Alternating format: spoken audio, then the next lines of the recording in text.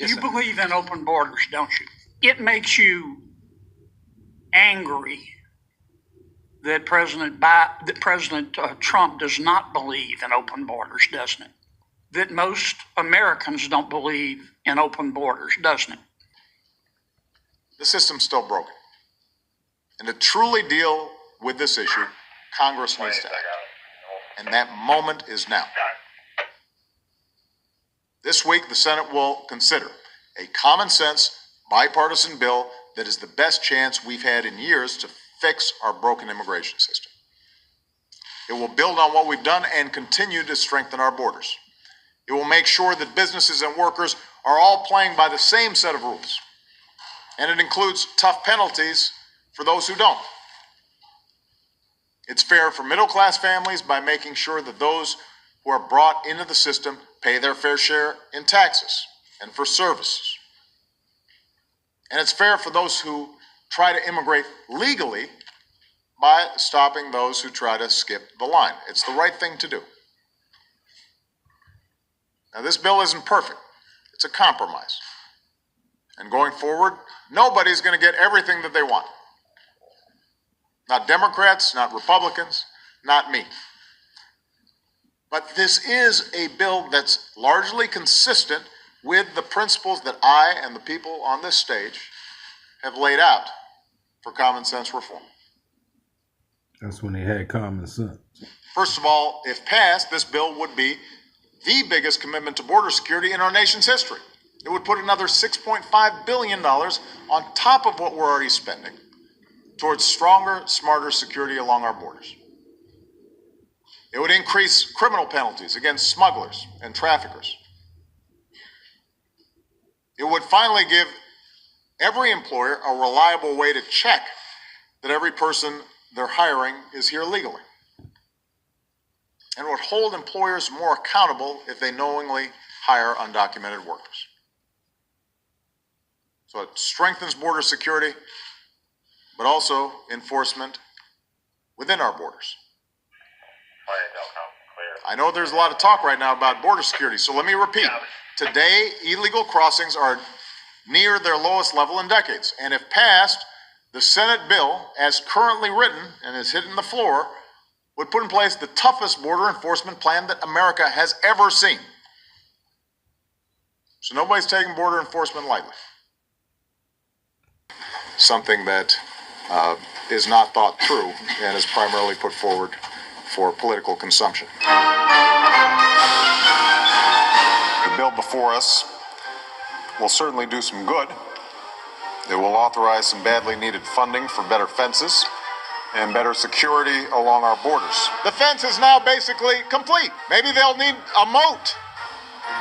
Maybe they want alligators in the moat. Secure our borders with technology, personnel, physical barriers if necessary in some places. We will not build a wall. Instead, we will build an economy where everyone who wants a good job can get one. I voted for a fence. I voted, unlike most Democrats, and some of you won't like it, I voted for 700-mile fence. And let me tell you something, folks. People are driving across that border with tons, hear me, tons of everything from byproducts from methamphetamine to cocaine to heroin. It's all coming up through corrupt Mexico. And the impulse is to hunker down, shut the gates, build walls, exit at this moment is precisely the wrong answer. Former presidents have said to him that they wish that they had built a wall. Do you recall President Obama ever saying that? Come on. Construction of a 630-mile border fence create a significant barrier to illegal immigration on our southern land border. All along, the president's saying, well, I'll do DACA and Dreamers in return for the wall. He's got it, President Trump. If you want to open the government, We must abandon the wall. Thank you, Mr. Chairman. I think I just want to kind of distill down what my colleague, Ms. Jayapal, is talking about, and I am definitely going to yield some time to her. I think our concern is that because somebody says something, that doesn't make it evidence. And right now, what we have is people saying, well, we have evidence. As attorneys, we know that evidence has to be tested in court. And that is what due process really looks like. It's not just saying that somebody is MS-13. It is a matter of a judge determining whether or not that evidence would be admissible and having the ability to look at the credibility of the witness offering that evidence, such as when we're talking about Kilmer. If we look at that, it says I've got a couple of articles. There's an article that says government's case against Abrego Garcia is based on PG County cop who was on the SA's do not call list because he was not a credible witness. The only person that said that he was MS-13 is a cop that ended up being, I don't think he got fired, but he definitely, never mind. He did get fired. So we're going to say that we're going to base our entire case, so to speak. This is why we have courts. This is why we are talking about due process, because that's what it looks like. It looks like more than somebody. Listen, I can't tell you how many lies are made up by MAGA followers about me. I done been all kinds of things, and none of it is true just because they put it out there on social media. That is the problem that we're having right now in this country, is that it seems like nobody cares about the truth anymore.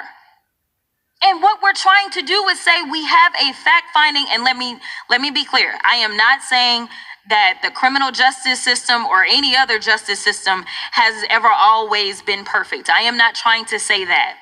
But we do have a system, and that system is supposed to be based upon the Constitution.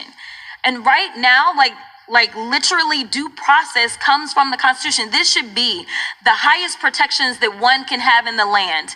And right now, it seems like y'all don't care about the Constitution unless it's the Second Amendment. And that's misinterpreted as well, okay?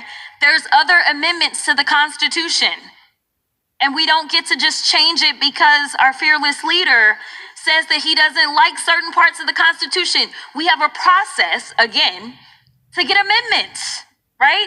There are people that don't like the fact that there was an amendment so that women could vote. And guess what?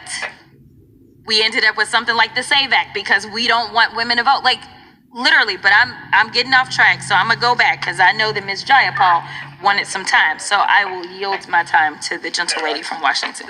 Thank you so much, Representative Crockett. Look, I want to go back to the amendment, which says nothing in this bill can be enacted until we follow the courts and return these wrongfully deported people to the United States. And I would thank the sponsor of the bill for at least ensuring that there's a conviction in this bill. A lot of the bills around immigration that have been brought up to the floor of the House do not require a conviction. And so I appreciate that you put a conviction in. Not too late to co-sponsor. I believe that that is an important threshold that should be, and I hope that maybe you voted against all those bills. I'm going to go back and check. I don't think so, but maybe you voted against all those bills that didn't have a conviction, because we voted on a lot of them and they don't have convictions. So I appreciate that you put in a conviction here. Here's the problem. I think you believe in due process. You said you have experience arguing in courts. I assume that you respect court decisions, but I have not heard a single person on your side speak out and say that the administration must return Kilmer Abrego Garcia to this country when the president of the United States said he had the power to do that. And when you say to me, oh, there's all this information on Mr. Garcia, Abrego Garcia, and he's this and he's that, I guess I'm surprised at that, because if you really believe in due process in the court system, and I believe you do, I'm going to give you that benefit of the doubt, then why not present that information in court? The Trump administration has refused to present information in court. They have, and the judges, when they've looked at the things that are there, they're saying, nope, not not good enough, doesn't meet the standard. So why don't you all issue a statement from the Judiciary Committee Republicans, happy to co-sponsor it with you if you'd like, that says that you believe that the Trump administration should follow the ruling of the Supreme Court of the United States and any judge that rules, including those judges who were appointed by Donald Trump, to return these wrongfully deported individuals to the United States, because it is undermining everything that you've done in your career, everything that we stand for on this committee, to not speak out about it and to act like somehow this is okay. I think whatever you believe about Mr. Abrego Garcia, you should be able to say that he should have due process and that the Trump administration should follow the Supreme Court. So if you're, and I think that this is relevant to this bill, and so I hope that we can do that together. I doubt it, but I hope we can do it. And Mr. Chairman, I have two UCs. The first one is this article that says governments, what I said before, but more specifically, Mr. Menendez filled out the gang-filled interview sheet that deemed Abrego Garcia a member of MS-13 based on the fact that he was wearing a Chicago Bulls hat and hoodie. Objection. And the other one is, it says Trump's case against man deported in error just took another big hit. Trump world claims Kilmer Abrego Garcia was in MS-13, but new information concerning the local cop who attested to that charge at the time raises fresh questions about it. Without objection. Thank you. Gentleman from California is recognized. Thank you, Mr. Chair. I just wanted to briefly address a point brought up by the representative from Texas, Ms. Crockett, who accused me and my colleagues over here of ignoring the Constitution. And if that were true, that'd be a very serious matter. So I did want to just inquire as to what exactly the accusation is. So I'll happily yield to the gentlewoman from Texas if she'd like to respond. Do you believe that someone who has snuck into our country, entered the United States illegally, that the due process requirements for that individual are the same as they are for a U.S. citizen? I thought the question was for me, but it seems like the lawyers on this side, or just my entire team, knows the answer. Mr. Chairman? Per the Constitution, yes, if you are on our soil, you are guaranteed due process. And the fact that there's even a question is why we are struggling right now. In addition to, an additional issue that I have is the executive order that was signed by the president that seemed to get rid of birthright citizenship, which also is laid out in the Constitution, which is why even the most conservative judges have ruled against. There is no one that has ruled that that was okay. Okay, thank you. You're welcome. So, thank you. That's simply untrue. The Supreme Court has made it very clear that due process is a context-dependent inquiry. And someone who is here illegally in this country facing deportation, the requirements of due process are specific to that context. And the problem is that during the last administration, we had 10 million people who came into this country without the least amount of vetting. And it's created an enormous backlog in our immigration courts.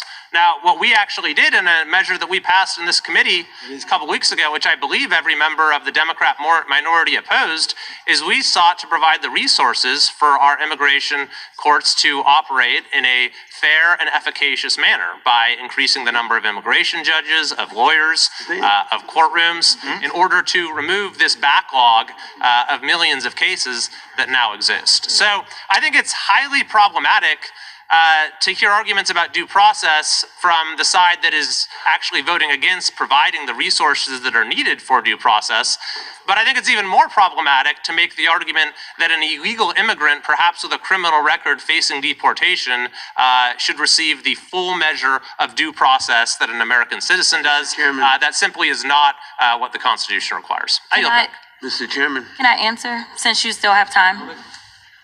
Yeah, I'd be happy to yield for a response. Okay, thank you so much. So I just want to clarify, and I know that there's lawyers on that side. It's just like we have different standards in general. Like you have a higher standard when it comes to a criminal case versus a civil case, right? So its preponderance is going to be the burden on a civil case, and then it's going to be higher as relates to a criminal case, right? It's beyond a reasonable doubt. That is going to be the burden of proof. When the Supreme Court was making distinctions, the distinctions weren't necessarily between is this person a citizen or is this person not.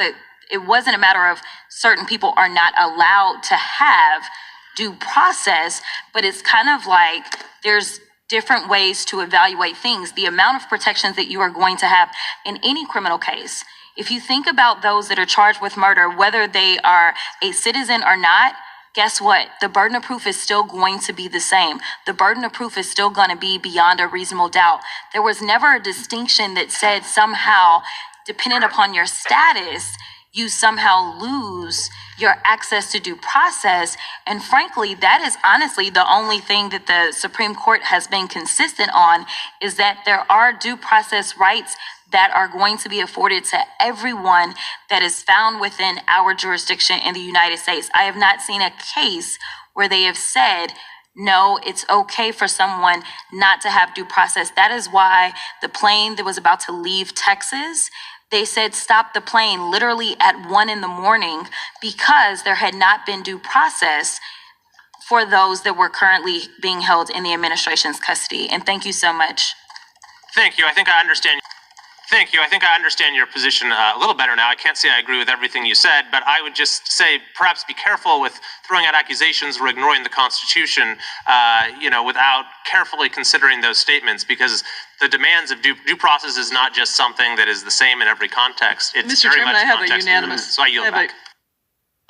Clorox and Tiva. So I yield I have back. a unanimous consent request. Gentlelady is recognized for unanimous consent. I'd like to submit for the record the Constitution of the United States Fifth Amendment explained, so that the gentleman can see exactly what is in the Constitution, where it says no person shall be deprived of due process. I would just point out the Supreme Court, as the gentleman from California has said, has firmly, I'm quoting the Rehnquist from Justice Rehnquist, has firmly and repeatedly endorsed the proposition that Congress may make rules as to aliens that would be unacceptable if applied to citizens. But currently the Constitution says it's not the same process due American citizens. Mr. Chairman, it just says no person. The Fifth Amendment will be entered in front of the Judiciary Committee's record. Thank you so much. I just wanted to make sure everybody knows what the Fifth Amendment says.